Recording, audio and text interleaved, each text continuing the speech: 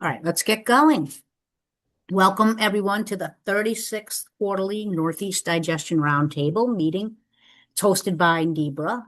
Since April 2016, we've been sponsoring these quarterly meetings to share technical operations, knowledge, experience, and just generally advance best practices for anaerobic digestion. It's not a webinar, it's more like an informational meeting or like a roundtable format. So we'll have a presentation. Chris Muller will get us thinking, and then we'll open it up for questions and discussions. I'm sure Chris would value feedback on his thoughts there. So everyone, I'm asking you to stay on mute and until the end when I can unmute you and you can raise your hand, ask your questions in person. There's also a chat function. I'll keep an eye on that. You can put in your comments and questions there. And this session is being recorded. The link to the recording and Chris's slide deck will be available early next week on the webpage. So our guest speaker today, I'm very excited to have Chris Muller. He is the National Technology and Innovation Lead for Solids and Energy with Brown and Caldwell. He's a great NEBRA member. And what a fun job that sounds like, Chris. He's actually joining us for the second time. He co-presented at a netter back in January 2021 on best practices for vetting anaerobic digestion feedstocks. He's been with Brown and Caldwell in various capacities now for over 20 years. He has a BS in marine and freshwater biology from the University of New Hampshire, and he actually started out as a fish culturist before going back to school, Virginia Tech, where he earned his master's in environmental engineering and a PhD in civil engineering. He's working on a really cool project right now with UConn. I could go on and on, but I'm going to save time for discussion. He's on LinkedIn, so check him out there. I'm really excited to have you back again, Chris, for another roundtable session. And excited to hear what our local biosolids futurist has to say. Right. And take over the screen sharing, Chris. All right, thanks, Janine. Yeah, I'm really excited to talk about, kind of a broad spectrum of stuff today. Obviously, things are, it's always challenging at times with all the stuff going on that we, lose a little focus on, some of the opportunities in biosolids because we're dealing with a lot of tough stuff. It begins with a P, right? And so, today I'm going to focus a little bit maybe on some of the opportunities that we have, and maybe, what do we need to do and where could we go? This isn't meant to be like it absolutely can be interactive. I'll try to answer questions on the way. Maybe Janine can chime in if somebody throws something in the chat. And then, but at the same time, right, what we're trying to do here is I'm thinking, keep this pretty high level, keep it pretty open. And so we can just kind of see some of the opportunities that I think still exist within the wastewater world for resource recovery. And so that's what I'm going to be talking about today. Let me just move you guys over to the slide side here. And so, all right, let's get started. So what we're going to talk about today is, where are we in our journey to resource recovery? Currently, where could we go? Really kind of perspective, because it's really interesting. Over the years, we've seen lots of folks do lots of different things, and some are early adopters, some are late adopters, but I think there's still lots of opportunity to go there and do different things with this emerging bioeconomy. Then I'm going to talk through a few different approaches that have come up. These aren't necessarily the end-all be-all of all solutions out there, but there's some that I find personally interesting, and maybe that, might be a right fit here in New England or other parts of the country, depending where you sit. And then lastly, I think what we'd like to get to in the end here is make sure I've got enough time to talk about with y'all and have a good conversation on what do you think we should be doing? Where do we think we should be going, and what opportunities might make a lot of sense for the industry, right? Again, it's not just it's going to be specific to every locality, but at the same time, we think there's we can do more. I think that's the answer. And so then how do we do it? So when we look at a lot of the past or over the years when it comes to biosolids management or solids management, what are the drivers that folks have had in the past? And some of those are has my utility maximized its beneficial reuse of its biosolids? And I think of programs like DC Water with their Bloom, or Tacoma and Tegro that's been around for decades, making sure material gets, moved back to the land where it came from, and at the same time, offsetting fertilizer and all of that, but really producing a product. Others have taken more of a tact of, hey, can I take a more energy-centric focus? I think of like East Bay Mud, who's led for decades in terms of bringing other organics in to produce more power and more natural gas to really kind of offset some of that energy in their markets. And then, the other side of things, when, folks have also looked at, their biosolids management plans or their objectives or their biosolids management plans around, hey, can I just do this in a reliable, predictable opportunity? And I think these all stay, relevant to any question or that we're going to discuss today. But I think the next question is, can we add in some extra things to maybe, I think of the presentation that came a few years back on from the city of Chicago during one of their lunch and learns, was they were talking about sustainability, and we talk about doing things sustainably, but could we move even towards move beyond that, maybe more of a restorative process, right?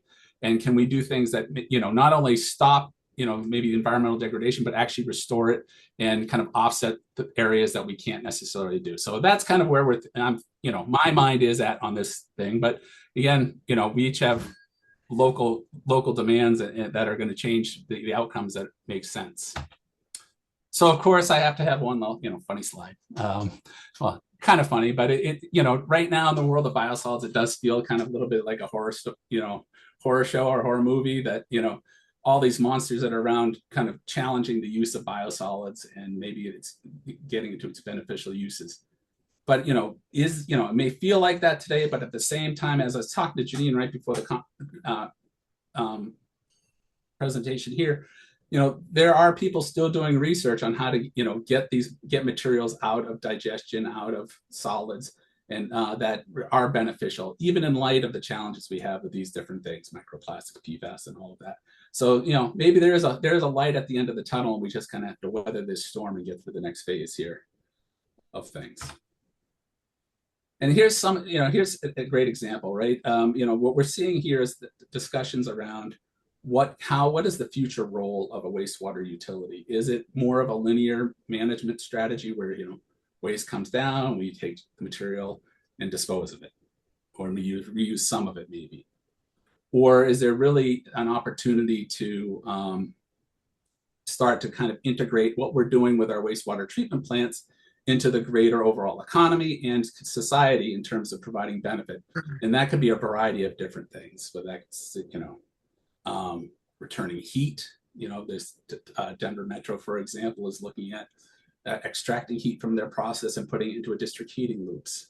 Could it be returning fuels? Could be things like carbon dioxide, which we'll talk about today, along with biosolids, hydrogen, nitrogen. There's lots of opportunities, phosphorus. And how do we create those symbioses? And so what was interesting, just a few weeks ago, there was the first annual conference in Vancouver, Washington, the Pacific Northwest Industrial Symbiosis Conference. And what that was intended to do is to start to kind of create these nexus, these points between industry and utilities, to basically, how can we take resources and then better utilize them, and not only, provide an environmental benefit, but then also provide a potentially, things like long-term stability for businesses, right? If I can manage my wastes effectively and get products back from it in a cost-effective way, what a great way for a community to keep that business in that locality. So it's coming, I think, and that's what I'm taking to heart on this, is that, there's going to be opportunities, and we're kind of at the beginning point of how do we create those. But, while I talk about the future, some of this stuff has been going on for a long time, and maybe it's just not been realized. And, I think that's what, where we can get some lessons learned, but then also, kind of give those case studies of how can we do this? Can we do this? And as an example, here's a few. I started in the Seattle area, so I've, got a little bit of a slant in some of the things I use for my examples, but King County, Washington has been upgrading its biogas since 1985. and returning it to the natural gas pipeline as not only a beneficial material resource, but then also from an economic standpoint, it's stood them in very good stead. And RNG, you'd think only started in the last decade, but really it's been going on for a lot longer. Another good example, Portland Bureau of Environmental Services, basically the Portland wastewater treatment plant in Portland, Oregon. Prior to recently converting to RNG, they were using their biogas on site for process heat, but then taking the balance of their biogas, what was left over, and piping it across the street to a shingle manufacturing facility to help offset their natural gas costs. Not driven by anybody or anything, but basically just found this kind of good relationship between the two facilities. Des Moines, Iowa did the same thing for a long time with an oil seed facility run by Cargill, sending excess biogas across the street to be used. And then lastly, here's another example that on the right. This is Roseville, California's vision, where they're taking food waste and they're going to anaerobically digest it, produce heat and RNG, but then take those high strength waste delivery vehicles and fuel them off the trucks. So it can take lots of different.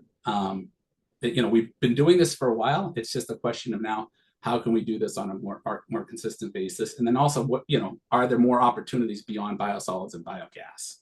So quick question for you on the acronym. What's H? What was it?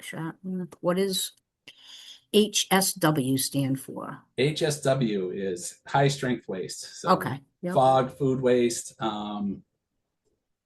you name it. And really for them, it's going to be food waste, what they're thinking about. And getting that material.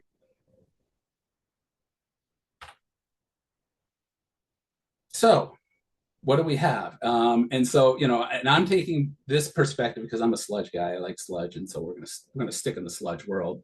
But I kind of wanted to start to think about, what is the scope of materials that we are managing?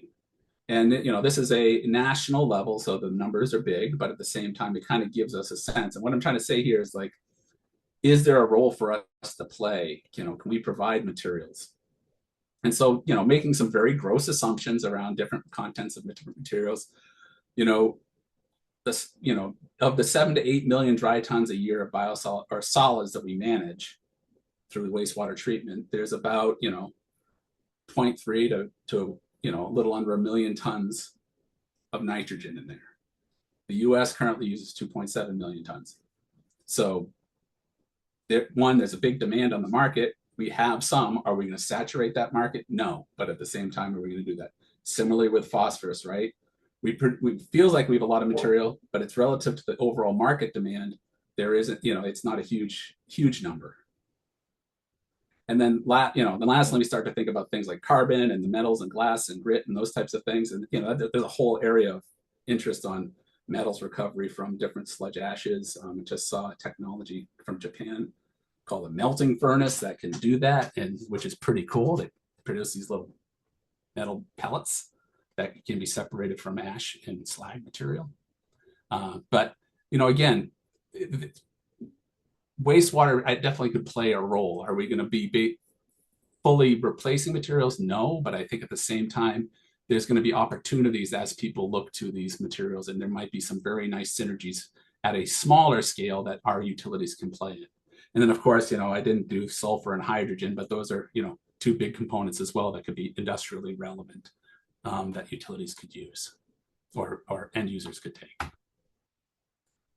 What I think it's going to take part of this too is I think, when we look at our biosolids processes and our biosolids products, is taking this kind of product approach, right? These are some of the folks out there. You've got DC Water, SoundGrow, who's in Pierce County, Washington, Tacoma with their Tegro, Music City Goals, Nashville. Milorganite, of course, everybody knows that, right? When you take a product approach, it's really an interesting change in the mindset of this is something that we're effectively placing value on. And often I think we look to, because we're called, wastewater, it's some of these times people look at these as waste, but it's a nice way to kind of decouple the idea of this material is just something that's being sent back to you that was a waste product versus, no, we've turned this into something that is of intrinsic value that people want. And so when they see it on the Home Depot shelf or the, hardware store shelf like Tacoma does locally, they see it as that product and not necessarily the source material that has. And so I think taking a similar approach is going to be needed for a lot of these resource recovery opportunities, especially those that may go towards, direct use, direct reuse. But the good thing is we've got folks who've done a lot of this and have a lot of experience with it. So I think it's, as an industry, we're getting that experience. It's just a matter of now, how do we leverage that going to the next phase? Thanks. So how might we want to transform our processes? And less critical is necessarily this process flow diagram here, but really it's more the top line, right? And I think, often what we've done to date is looked at, we capture material in the form of sludge or high strength wastes and food waste that come into the wastewater treatment plant. We transform them. We transform them into a couple of things, right? Biogas, biosolids products, and then move them out. And, that's the extent of recovery. And then we've got some emerging practices around struvite recovery and those types of things. But often we kind of skip that green separate. And I think that's where maybe we're going to think about wanting to think about in the near future is, that's the step that really is going to help us create some of these products and some of these opportunities in the resource recovery space, is being able to separate out things of value in a way that they're usable. And so I think that's where a lot of research is going to need to go. And, what ultimately your process flow at the end of the day might be complicated like this, or might be something fairly simple. Really depends on what you're trying to achieve. But I think that's going to be one of the keys that we need to focus on. So today, I'm just going to check myself for time. What we're going to talk about is a couple of different avenues around recovery. I originally had set 6 topics on here, but as I kept producing slides, the presentation kept getting longer and longer, and knowing that I like to talk, but I really want to have time at the end to have a conversation. I took the bioplastic precursors out of the presentation, just so those who are expecting to see it. I did take it out because I thought some of these other topics might be a little bit more relevant in the near term for utilities. Because, well, I'll get to this in a minute, but anyways, there is some interesting work going on around those precursors, the polyhydroxyalkanoates. I'll just quickly touch on it. There's, one commercialized program. There's a couple of approaches. There's one where you basically use a sequencing of fermentation and aerobic conditions to accumulate them in the biomass. Another version for mango materials actually looks at using methanotrophic bacteria. So you take your methane, they eat it and turn it into PHA, and then you can extract it from them. So there's lots of different ways to do that, but I just wanted to say, we're not going to spend a whole bunch of time on it today. But maybe Janine will have me back again in the future, and we can talk about it then. So what we're going to talk about is a couple things: green ammonia or ammonia recovery, hydrogen, because we're hearing a lot about that, carbon dioxide, something we have in spades, but some, could be beneficially used. And then some areas that are getting some real interest more recently in this concept of a bio-crude. There's a couple of utilities that are piloting technologies that are doing that, and then a bio-coal. I think you saw there was a NEBRA presentation from one of the vendors a little while back on that. But again, it's a little bit different approach to maybe a different biosolids end product that maybe we would want to consider. So getting into this a little bit, carbon dioxide is, obviously something that folks talk about in terms of CO2 equivalents, emissions equivalents, but at the same time, for wastewater treatment plants, it can often be considered kind of an overlooked resource, right? We produce it just because we do. Our digesters produce between 35 and 40% by volume. Obviously, it comes through respiration as well, but it's a potential resource that we can recover. And when we look at the size of the current demand of the market, right, we use about 10 tons of material, CO2 per year.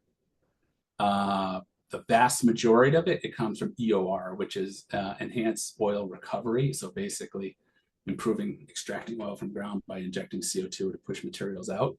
The balance coming from food and beverage, then other elements of it, whether it's well, then dry ice, whatever it is going to be. But, but the vast majority is used in oil in recovery. But a big portion of that comes from fossil fuel derived materials. a lot of the CO2 that we have is biogenic in nature. So it's in the current CO2 cycle. So capturing and sequestering it could have some significant benefits to our industry in terms of reduced carbon footprint and then potentially improved revenues. Because some sequestration projects will give you, carbon offsets, and you can monetize those. But the question is where does it make sense to do it? When does it make sense to do it?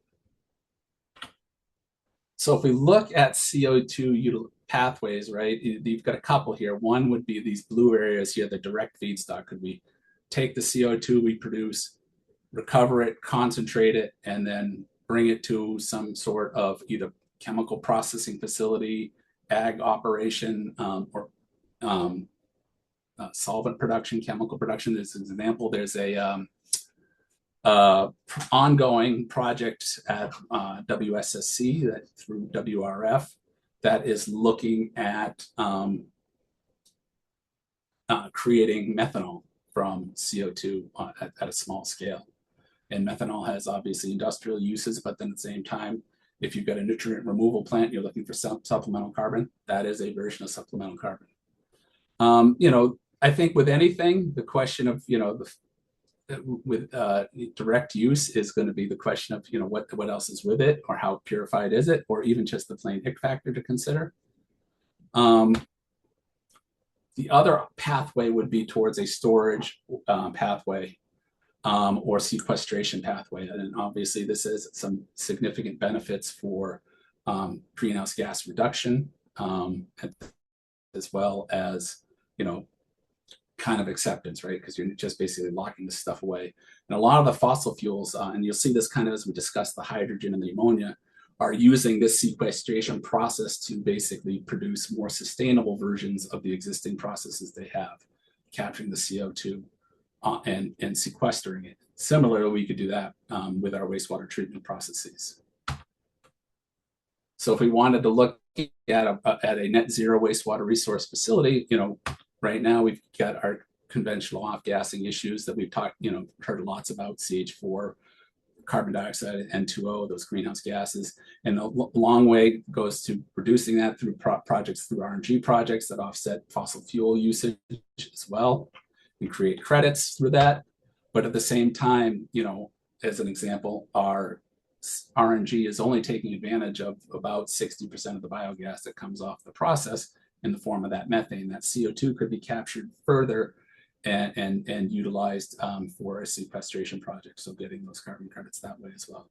So an interesting kind of growth point just from an existing process that we're starting to apply as utilities.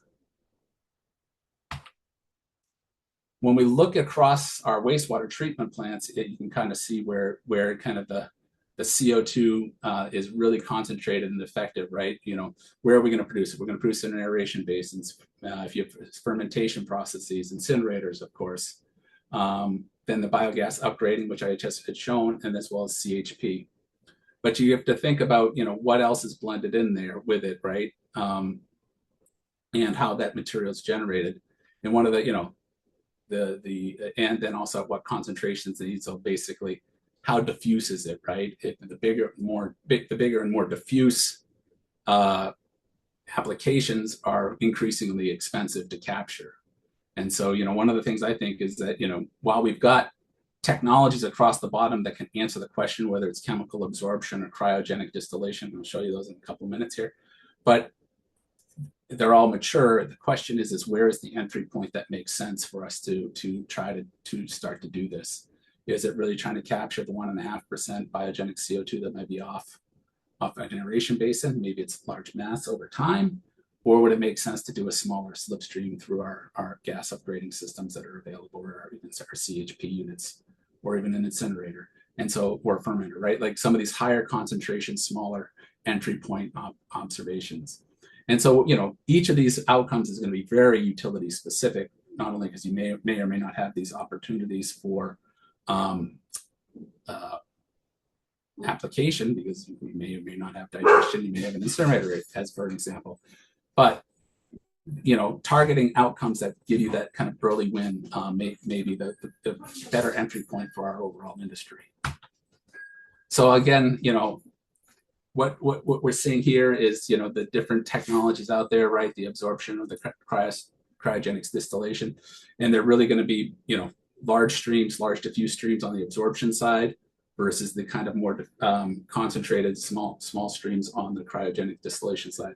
The good thing is that these are mature technologies, so it's not like you're going to have to build these technologies from scratch to do this, but at the same time, the applications are going to be use case specific. So when we look at this, and again, this is meant to be from a high level, right? What we're trying to do here is just kind of understand what the outcomes are, that, where could we potentially go? And so when we start to think about, what would it mean to enter these types of markets? The first question was, what is the value of the product? And I did a quick Google search, of course, and looked at the, sequestered carbon value ranged anywhere from $300 to almost $400 a metric ton equivalent.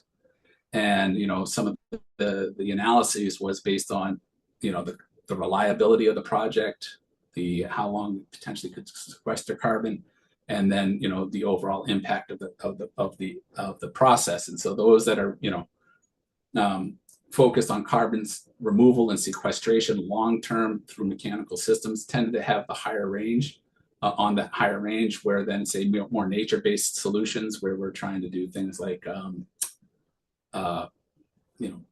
reforestation and those things tend to be on the lower end of the range. And so really getting into this market understanding of where your system and your program would potentially sit, and then how you ultimately would monetize that will be the big benefit from there.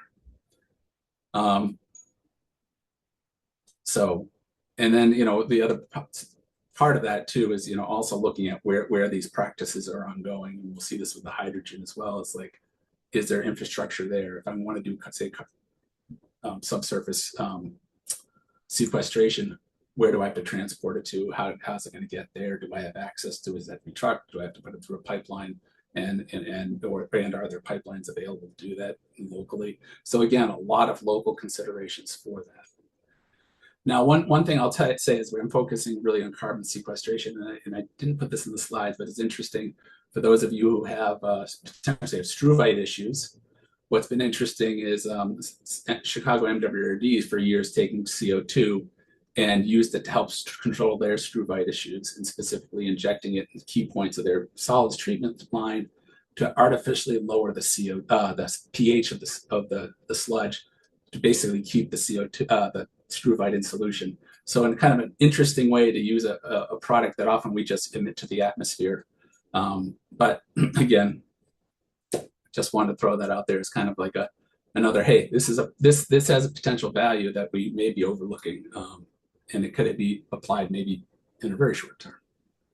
Quick question on that slide, Chris, is biochar CO2 removal or a nature-based solution? Yeah, it would be I would say the biochar would probably be more on the carbon, the removal sequestration. CO2 removal. Yeah, on the higher end, right? And when they talk about nature-based solutions, it's primarily those, reforestation and those types of things. Reed beds, that's big in Ireland. Exactly. And the funny part is the more and more you dig into these questions, the more and more that dollar and cents number changes depending on who you're talking to. And I think that's what we're seeing with a lot of this with these early markets. What we're going to see is there's going to be some pretty significant swings on what people predict values are going to be and where the growths are going to be. Mm-hmm. And so another one, I think everybody's kind of heard, the hydrogen economy, because obviously the benefit of combusting hydrogen is you only produce water, right? And there's no CO2. And obviously the holy grail would be a green hydrogen, which is basically, renewably sourced and generated hydrogen. So when we look at hydrogen from a perspective of what is it, when you hear, talk about it, right? There's the gray and the black are kind of your fossil fuel derived hydrogen. And honestly, the gray hydrogen through steam methane reformation is about the biggest utilization today. Coal gasification is far smaller. But then when you start looking at, and this is kind of, again, what's interesting is the tie between basically two resources here. You look at blue hydrogen, which is methane reforming with CO2 capture. So that idea of CO2 capture and sequestration is how they're reducing the carbon intensity of the material. Not a huge number, right? Going from gray to blue would be only about going, an additional 3 kilograms, but it's an improvement over what they are. Where we're going to talk about today is green hydrogen, which is basically defined as electrolysis through a renewable energy. But I think what's interesting is that utilities have a unique access to, say, biogenic hydrogen, which I would think would fall in the same category, right? And how could we potentially produce it? Because the biology is doing some of the work for us, and the sludge has already done a lot of the work for us. But then there's also turquoise and pink, and then those are basically methane pyrolysis, but then the electrolysis and that renewable energy, the pink hydrogen, is through nuclear. And so when I started to dig around, and then there's a couple folks that are tracking these different projects, right? These kind of the green and below technologies, right? There's, you can see there's very limited installations. This is in North America. And so, of green hydrogen, there's 2 in planning, 5 in construction, 5 online. And then the pink and the blue turquoise are even fewer than farther between on those. But, you've got to start somewhere. So how do we think, hydrogen can play a role for our wastewater utilities? Well, first, let's, again, look at where it's being used. And this also ties then to another future conversation that we're going to talk about here about ammonia production. A lot of hydrogen today is used in the production of ammonia, basically taking nitrogen gas and through Fischer-Tropsch going to ammonia production. And then, methanol, as I mentioned earlier, through that WSSC project, and then petroleum refiners are another big user of hydrogen in the refining process. And I've talking to some of our folks on our industrial water quality group who work with the petroleum industry. There was a time when they were looking to reduce carbon intensity scores, anywhere you can get renewable hydrogen, they were very, very, very interested, even if it was a relatively small amount. So again, maybe there's something potential there that we can work on. You're breaking up a little bit, Chris. So when we look at RFs, I think you've got a couple opportunities. It's hired. Is it back? Can you hear me okay now? Yes. Okay, good, perfect. Sorry. Sometimes the internet gets a little squirrely around where I am. So you've got kind of 2 pathways that potentially look at, right? You've got, obviously water electrolysis or catalytic hydrogen production that way.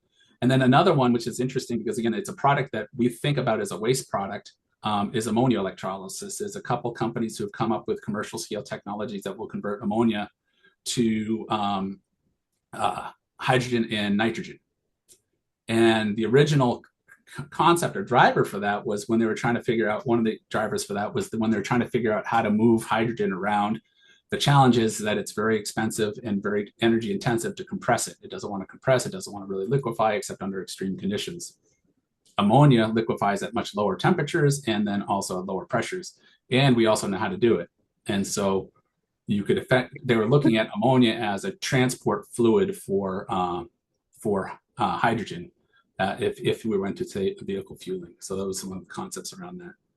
And then obviously another kind of untapped source of hydrogen, if we wanted to get to it, the yields may not be huge, but is in the fermentation process. So if we do arrested anaerobic digestion and stop the process prior to going to methane, you can generate some hydrogen there as well. So again, there's opportunities to do this depending on what we're trying to achieve. But I think really, for the most part, we're probably looking at the top 2 catalytic versions that are going to be the more. So when we look at it, the question is, where could we potentially use it? Obviously, there's a lot of industrial users, but when you look at, nice little map shows us quite nicely that it's not a lot of production in Northeast, right? It's all focused around the Gulf, and that's primarily driven by the industrial users around fertilizer production and then also oil production or refinery, or not oil production, but refining capacity. And so that's where a lot of those large off-takers are. So maybe we're thinking about something that maybe gives us a little bit different entry point. And I think what we're going to, kind of a common theme I came across when I started really putting this presentation together is the question around market entry to fully committing to, say, like a hydrogen project or an ammonia project, or is there technologies and processes that we can put together that bridge us between where we are today in a biosolids and methane kind of situation to then entering into some of these more emerging markets as they mature. And my thought here is maybe that's maybe where we want to start thinking about that, because that might give us the opportunity to kind of understand how to handle it, how to produce these products, and then also kind of get that operational experience. So when the opportunities arrive, it's not only a new technology in the market, it's really we understand the technologies and solutions, and now we're just putting our product into a new solution. Again, I think you'll see that kind of common theme throughout this whole thing. But when we look at that, it's going to be challenging, for some of these, for larger scale opportunities, at least in the near term, and especially when you look at things like hydrogen infrastructure. Ooh, next slide. But it hasn't stopped it hasn't stopped the wastewater industry from trying to do this. I know some of you may be familiar with this case study. It's the one in St. Cloud, Minnesota. And they are looking at doing water electrolysis to produce hydrogen. The driver for them is really a couple of things. They want to look at decarbonizing their transportation fleet, whether it's municipal vehicles and buses and those types of things, and move towards a hydrogen-based fuel. They also had a couple of industries local to them that were interested in the utilization of the hydrogen. And so they, kind of made the step forward into trying to see how this could work. And the total project cost, from what I could pull from the available information, is somewhere in around $14 million. They got about, $3.5 million from a DOE grant, another $1 million from the Minnesota Environmental Trust Fund, and so leaving them at $7.4 million. Now the question is, what's the payback? And that's going to be a big one. But to do this, what they had to do, which was interesting, and there's a couple of interesting things I thought, and I hadn't thought about this, but I think there's some interesting tie-ins here. One, they wanted to be green hydrogen, so they had to expand their solar array and add a battery system to produce the reliability. So that was about another, I think it was another $3 million or something along those lines, adding into that 14 to do that. But the electrolyzer itself produces is going to produce about 500 kilograms of hydrogen per day based on a capacity of 1.25 megawatts. And so that's, more than they would, potentially, it's tied to their end users, which I think is an interesting concept to think about when we're moving through these different things, is that how much we produce, what we produce, is really is going to be tied to what our projects are going to look like. And maybe what's right for St. Cloud might not be right for, XYZ facility, on the other side of the country. But one of the things I found interesting was how they're valorizing both products of the process. So they're going to do this electrolysis project to produce the hydrogen, use it on site for power and heat and as needed. But at the same time, they're taking advantage of the oxygen generated as a byproduct of the electrolysis process, and you're going to inject that into the liquid stream process. So basically, trying to use all the resources that come from that into a benefit. And a few delays, so I'm hoping that this process will come online first, and we'll actually start to see what it takes to do this. One kind of hidden piece here when we talk about these electrolysis projects is the water quality. You need really, really high water quality, often distilled deionized type water levels to make these electrolysis projects go. So not only are you talking to the electrolyzer itself, that's, there's a bunch of water treatment that goes up ahead of it. And so you do need to consider that in the cost and the maintenance and the long-term operation. And so it's not just this little tiny piece of equipment that goes on the site that you need. But at the same time, I think there's some interesting synergies that can happen there. And we'll talk about too some other potential uses for the hydrogen. So one idea, that's out there that ties to this hydrogen use, right? And this is kind of time.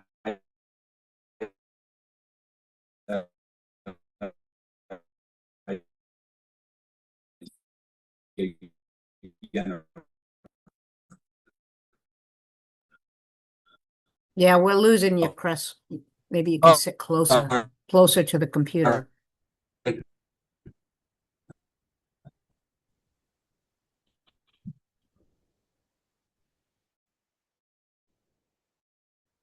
Yeah, sorry. Okay, Yeah, you're there we back. go. And what that, if you want to hydrogen, okay, I'm back. Okay, sorry, a lot of people home today. The biomethanization element, which I think is interesting. If as I said, if you own a digester, you already have it. It's just a matter of how much you're leveraging it, and that's really just using the methane that converts CO2 and hydrogen to methane gas. And normally in a digester, you don't want too much hydrogen because it upsets the digestion process. It causes an imbalance. But here we want to leverage that by bringing, say, a tail gas from an RNG upgrading system, which might be as much as 40% of your total biogas flow, right? That's all that CO2, and blending it with this green hydrogen. So you don't necessarily maybe need that 1.25 megawatt electrolysis unit, but then to do this, but at the same time, you could do a much smaller unit, produce this hydrogen, blend it with the CO2, and then start making more renewable natural gas. And say you did additional 30 to 40% additional gas upgrading, that might be a significant benefit overall in terms of revenue costs. One of the things that we have to explore, though, is what does that mean from RIN's value, specification of that? Because normally, if you want to get that D3 RIN, right, it has to be all cellulosic, biomass driven, right? But that's where that tail gas is. The CO2 is coming from that, but the hydrogen's coming from water. So it'd be an interesting conversation with the regulators to figure out how could that potentially be done. Another interesting approach would be to look at, instead of just doing water electrolysis, is to maybe try to leverage that ammonia. And I'll talk about a little bit about technologies that are starting to extract the ammonia later on from digestion processes and digestates. But could you, if you can leverage one of those technologies to remove the ammonia, could you electrolyze the ammonia to produce your hydrogen?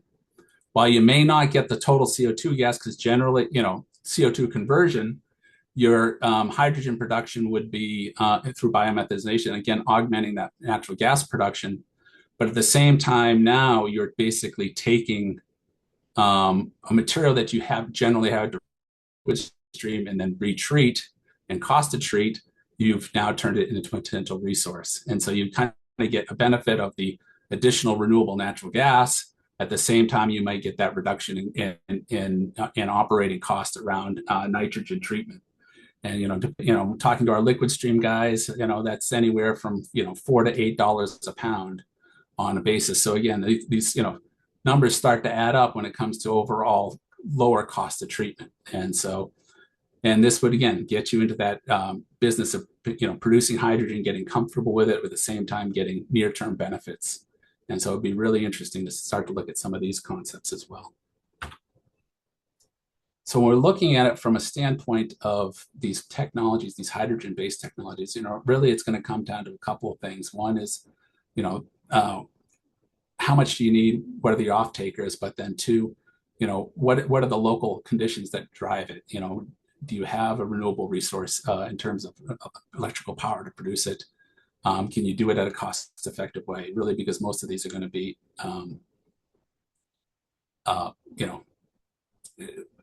non-regulatory driven projects, right? These are projects of choice that we're trying to basically overall reduce our own cost of operating. But then really, the other piece too is finding the right off-takers. Again, I mentioned the St. Cloud with their vehicle fueling. I was on a call, as I said this morning, I was talking to some folks from East Bay Mud, and we were just talking a little bit about hydrogen. And he, and Max, the guy I was talking to, said, hey, what's interesting is, we don't even think about it, but there's a True Zero, which is a vehicle fueling hydrogen station that is literally sitting next to their property. And he's like, maybe, those types of opportunities can be, very site specific, but at the same time create opportunities for you to get these projects underway. And so it's kind of exploring that end user off-taker experience is going to be one of the bigger things to think about. So I touched on green ammonia here earlier, and then, again, ammonia recovery. But I think that's another area where I think could have an opportunity to take what we've considered a contaminant or a material that we, basically just treated and try to get rid of and return it as a valorized product. And I think that's really what's interesting, because when we start to think about the value of the ammonia we have in our wastewater, it's pretty significant. And as I mentioned, that $4 to $8 per pound nitrogen removed, we spend a lot of resources on doing that. At the same time, we're taking effectively what is a commodity of value and putting it back into the atmosphere, only to be sucked out later and have energy spent on it to turn it back into ammonia. And so when we think about, could we leverage this as opposed to treating it, I think it's a really interesting question to think about as we think about this kind of integrated bioeconomy that we may enter into one day. Just some, and again, number of facts, ammonia production is about 2% of the world's total CO2 emissions. And that hydrogen piece we talked about before, it's about 55% of the hydrogen production goes to this. So it's an interesting question to ask. Is this something that's, we can do? And here on the picture on the right here, I'm showing you, my right, is, the outcome of one potential emerging technology. This is ammonia that's been recovered through the use of vacuum on an anaerobic digester. And one of the things I'm excited to see is what else is in that water beyond the ammonia? How dirty is it? Because I mentioned earlier, electrolysis that really depends heavily on the water quality. And if I'm getting a very clean water at the same time my product's concentrated into it, maybe there's there might be a kind of a simplification of the process that could occur. So let's dig a little bit deeper. So I think when we look at, probably you've seen some of these technologies already in terms of gas stripping, permeable membranes, struvite precipitation, right? Magprex, Calprex, all those other technologies, Ostera, that can precipitate ammonia into some sort of form or shape. And really these are focused on, producing a single product, a single line out of the solution. I think what I'd be interested in from a standpoint for our industry is like, can we do something more than just this one approach, right? Obviously these are available, but are there other approaches that we can utilize? And these are some of these emerging technologies or even, embryonic technologies that are out there that are getting worked on. And here's an example of a whole treatment train that would potentially go with some of these existing solutions, right? What can we put the ammonia as? Ammonium sulfate. I mentioned the struvite as well. But again, you can see the kind of the treatment process that goes to it. But it's really focused on I extract this material, process it, and then produce my product from it. I think the question I'd be more interested in, I think we would want to look at is there other processes and ways that maybe this becomes part of a larger solution that gives us overall larger benefit from the wastewater utilities perspective as well. And so, there's this is a process that, there's a couple of technologies that we've been kind of messing around with the last few years. And this is kind of using vacuum evaporation to do recuperative thickening on digestion. It's called Intensicarb. But what I think is the interesting part is that we, by accident, found out we can intensify the digestion process, but at the same time, that's where that clear liquor came from. That's high in ammonia and low in everything else. And so what could you do with that ammonia is the question. Could you go to a fertilizer product like ammonia or ammonium sulfate? Could you electrolyze it to hydrogen? One of the other researchers was saying, hey, maybe you produce chloramines on site with it and use it for disinfection. Again, leveraging it from an outcome of a overall benefit to the utility on even on site. And I think that's an interesting concept to think about. We often focus on going off site with some of these commodities. Are there some processes that we can leverage on site to get some of these overall better benefits at the end of the day? One of the things that I look here too is like if we can lower the ammonia concentration in the digester, let's say with this process, rather than maybe a tail process where it's like go through dewatering and then pull the ammonia out, is that we could potentially bring in more high strength wastes, and specifically the ones that are very hard and expensive to get rid of normally, that are high in nitrogen, that usually would upset a digestion process. As an example, when I was back in Seattle, we talked about to a utility. We're working with Tacoma on a co-digestion program, and they had a chicken processing plant that was really, really interested in getting rid of the blood product that came from their wastewater. It came from their process because it was very expensive to treat for them and very expensive to get rid of otherwise. And when we did the analysis through a conventional system, effectively on a 30 MGD plant was going to increase their effluent ammonia because you would be able to see it. They were they were an HPO plant, but then also raise the digester ammonia concentration to 6,000 milligrams per liter, which would effectively kill the process. But if we can kind of do this in situ removal, maybe those solutions become, those materials become available for us to treat. And then that means you could potentially generate not only revenue from the ammonia recovery, but then biogas production, and then also from tip fees that you could charge for those materials begin. So they're still going to have a hard time getting rid of it. Just because you have a solution doesn't mean you have to charge a lot less for it. So again, it's kind of interesting to think about kind of the impacts of some of these technologies as they mature that might open up resource recovery opportunities for utilities on a broader spectrum. Another one, I think I want to throw a shout out to our friends at UConn who are doing this. We're participating as well, but because it's tied to that other process, the intense car process. But this also, how do you skin the cat and do it differently? And this is a different approach. And this is a DOE funded project looking at using in a recruiter thickening mode as well, but using different ion membrane technologies and vacuum distillation to extract not only ammonia, but then also phosphorus. And specifically, this is a DOE funded project. And what they're interested in is not just the ammonia recovery and the phosphate recovery, but at the form it's actually recovered in. Rather than part of the requirements for the project were that you could not recover the material as one of the ites, the struvite, the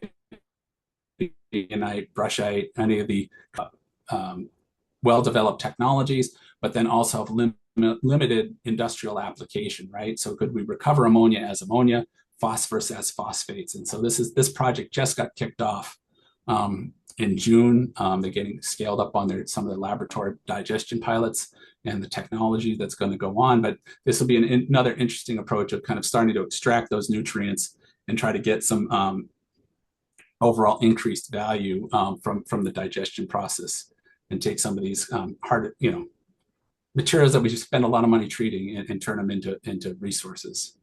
And if anybody's run digestion, that like, if I can get rid of ammonia and especially phosphorus, I could save myself a world of headaches between the toxicity and struvite. And so I'll be really curious to see how this comes out. And if it's using technologies that maybe we haven't applied yet, these kind of selective ion membranes. So it's really going to be interesting to see how this goes. We got about 5 minutes left, Chris. Oh boy, I talk too much, boy. Yeah, so I'll go quickly. So really, when we start looking at this again, it's the same kind of offtake conditions and considerations. Really, what are your who are your partners going to be, and what is your market going to support, or how can you utilize this resource internally to overall reduce your cost? I think those are really the big takeaways from here. While you'll see green ammonia at big dollars and cents, really entering those global markets and entering those things at scale is going to be more difficult. But at least early on, there might be some opportunities that you can get get there. I'll quickly go through hydrothermal liquefaction because I think this is pretty cool. This is a technology that's being reviewed, piloted by both GLWA and Metro Vancouver. Basically, it's turning your sludge into crude oil, and they're interested from a standpoint: can they reduce, give themselves some biosolid certainty in terms of management strategies, but then also look at overall more effective treatment or better outcomes. What's interesting though with this is when you basically pressure cook this stuff at temperature and pressure, you produce this crude, you produce a aqueous phase that goes back, but you produce a char that has a lot of phosphorus. So maybe there's another opportunity there for phosphorus recovery. When you look at HTL, where is it going to fit in? The question is, do I do it on my site? Do I produce the crude at my wastewater plant and then ship it over to a refinery? Or do I maybe participate in more of a merchant operation where I take my sludge to a offsite facility that's attached to a refinery, along with lots of other organics? So, this isn't just a sludge only solution. You can put all kinds of, basically if it's an organic material and you can slurry it or get it into a liquid, semi-liquid form, it can be turned into the crude oil, which is really interesting. Just to give you a sense. Wow. Yeah. So to run a single refinery on all bio-crude, you're talking all the wastewater treatment in the country, every single day, all the solids. What does that mean? It means it's probably going to be a site-specific solution, and you're probably going to end up in that second merchant facility type of operation if the industry matures that way.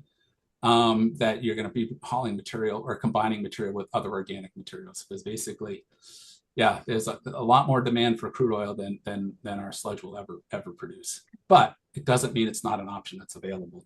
And so I think the other side of it too is they're trying to figure out what's going on with the PFAS and the take-home. Always ongoing. Yes, the PFAS is, these temperatures and pressures are not enough to destroy it. It's a lot of it's partitioning into the crude, into the char product. So it's not coming back in the aqueous phase, good for the wastewater treatment plant, but at the same time, it's going to be present to those materials. So how do they separate that later on might be a question of what's taken in. As I said, this is going to be studied. Metrovan's got and is doing, and GLWA doing the process as well, but then also Metrovan through WRF is starting to look at what do you do with that aqueous phase, which is loaded with ammonia, COD, methane, and other materials, and how do you return it to the plant without, upsetting the biomass. Killing the process, yeah. Yeah, and so they're looking basically at carbon recovery. And then quickly, hydrothermal carbonization, a little different. It's wet pyrolysis. And shout out to the bottom left here. If you really want a ton of details, I'm going to use this opportunity to kind of skip over a bunch of stuff. There was a NEBRA webinar on this that went into great detail with one of the technology providers. The interesting part is the coal product in terms of you could use it for carbon sequestration, soil amendment, even as a biofuel. So I think there's a lot of interest around the coal. And then that aqueous phase, which is another interesting product. When you look at the two scaled vendors, they have kind of taken two different approaches with that. One, Somax is saying, hey, maybe we can redigest that aqueous phase and get gas out of it. The Sea Green folks have used a wet oxidation step to basically generate the process heat needed. Again, so it's going to be a solution difference maker. They can also, Somax has experimented with pre-treatment of the sludge prior to digestion, so and getting significant increases of biogas production. So again, I think really what would be interesting is like what is an integrated solution, right? These have limited reduction in PFAS, at least to the data to date. But it could basically be improvements in mass reduction. But then I would also look at the high ammonia in that aqueous phase recycle, right? As you're converting this material, maybe there's opportunities. I'm losing some opportunities, maybe because I can't fully destroy PFAS. But at the same time, if I can recover the ammonia and the nitrogen coming from that, maybe there's a benefit there that I can get. And so it'd be interesting, more of an integrated solution overall. And so with that, I'll stop really quick. All right. Yes, because we are almost out of time, but there was a really good question and one near and dear to my heart about system size. Like, is this just for big treatment facilities, Chris? Like, are you seeing any kind of smaller systems, or is there like a minimum size where this makes sense? I don't know, Yeah, just your thoughts on that. yeah. I think obviously, a lot of these scale, you get economies of scale as you go bigger. So I think there's going to be a minimum entrance point. I think where some of those entrance points, though, or the kind of these more sustainable recovery solutions are going to get caught up with is like, how much can I really produce that makes sense? And I'll use hydrothermal liquefaction as an example, right? If I'm only getting 2 to 3 barrels per MGD of oil, if I'm a pretty small plant, on the smaller side of scales, right? Like that's really not going to be a solution for you. Now the nitrogen, technologies like electrolyzers, I think scale much better, and or ammonia recovery and sequestration would scale much better than they are for large facilities. And then I think for some of the emerging technologies, like around the membrane distillation and then like intensive carb, some of those processes would probably scale, the entrance point for smaller utilities would be more viable sooner than say large utility, because a lot of those technologies have a hard time when you're attaching something like that to like one of these eggs here in the picture. Yeah. It's much harder where if you're on a smaller scale, that those opportunities may become there. Yeah. Alex has a question. You can go ahead and ask him. Yeah, I'm wondering about the ammonia recovery, because in agriculture, some farmers have digesters and they lose less nitrogen by having a digester than they would in an open manure storage lagoon. But I'm wondering about the recovery and how mature or applicable that is. I saw a system where, if I remember right, they just pumped the biogas through aqueous sulfuric acid and came out with ammonium sulfate and whatever the other product was. I can't remember. But like this vacuum stripping thing, I'm really curious why that isn't more of a thing, given the fact that farmers are losing nitrogen from the lagoons and they have to buy it in to grow corn. So what's happening? The incentives are there, right? Why is it not happening? It seems like, I just don't know the technology. Yeah, I think ammonia, is, I think some of it is just, I think there's a lot, one is the cost is, ammonia now is tied to fossil fuels. When fossil fuels are cheap, these processes are usually harder to make pencil out, right? Unless somebody's willing to spend the money to just say I'm getting this value. So I think with the incentives being in place and increasing fossil fuel costs are actually going to help some of these technologies in my mind. I think too, some of them it is a level of complexity that to date hasn't maybe been warranted, right? I mean, often for utilities or anybody running a digestion project, right? Like it's how many things do I want to manage, and so it becomes one more process to manage. And so without a strong push towards doing that, or a very strong economic driver where it's like I'm paying back super quick, some of these technologies just the market the drive wasn't there yet. And I think what we're seeing now, and that's where I'm excited by some of these like distillation technologies that do maybe more than one thing. Like the Yukon material works out, or this intense carb works out, right? Not only you're getting the ammonia recovery or the separation, but then they've been able to load the digesters 4 to 5 times harder than we would with a conventional system. So now you're offsetting a big capital project as well. So I think those are kind of the it's I think it's a lot of it's just the economics of everything are starting to shift, and we're seeing people wanting to find cheaper, more reliable opportunities. Let's hope so. All right. Well, we do have to wrap it up. I gave my unpleased emoticon on that one, because when I looked at that diagram, I thought, oh my God, I'm getting a headache. Like the complexity there, God bless them. I hope it works out, because like you said, if you can do several things at once, but I mean, that just broke my head, that picture. Yeah.